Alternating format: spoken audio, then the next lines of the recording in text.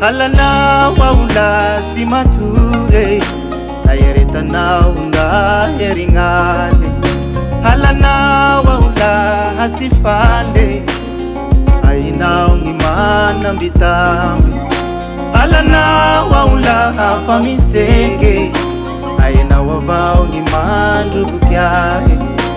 Alana waula kivikive tashunga na ufamangu meheri.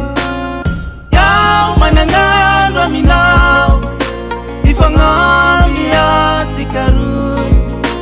Sananya kufiria nawe penga simishe nao sianza. Yahula visanao la hangigi yerikeri kisi azuturi mivali mbali kimia mahia.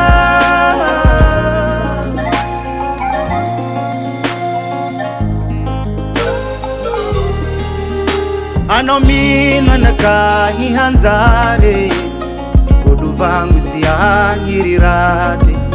Ano te anakaya mpumadiwo Saila isafuiza konao. Ano mana banga ifande fera Ana ushu watani nibwa. Ano te filaminga fi Havana Fagiri anuli lungwa minawe. Yao manangandwa minao ifangami ya sikaru. Sananya kufiria nawe penga simishe nao sianza.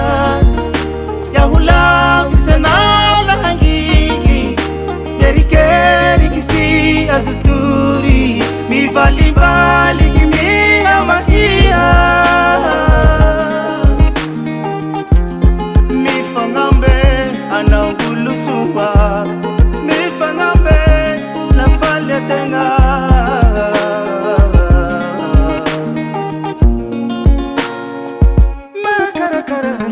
Yao manangandwa minao ifangami ya sikaru. Sananya kufiria nawe penga simishe nao sianza. Yahula visanao la hangigi yerikeri kisi azuturi mivali